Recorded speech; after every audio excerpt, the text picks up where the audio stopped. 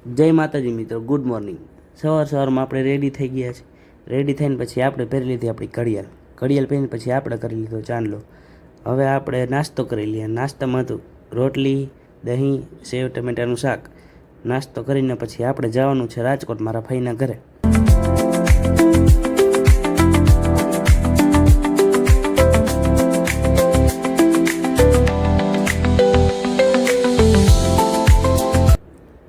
પછી આપણે લીધી હતી મંથન માટે આટવાળી ચોકલેટ જોઈને તો મંથન થઈ ગયો તો ખુશ। પછી તે દેખાડવા માંડ્યો તેની કાર જોઈને પછી આપણે આવી ગયા તો એક્ટિવા લઈને બહાર બજારમાં આપણે ગયા પછી માટેલ ડેરીએથી શ્રીખંડ લઈને આપણે આવ્યા ઘરે ખાધું પનીરનું શાક, રોટલી, દાળ ભાત અને શ્રીખંડ।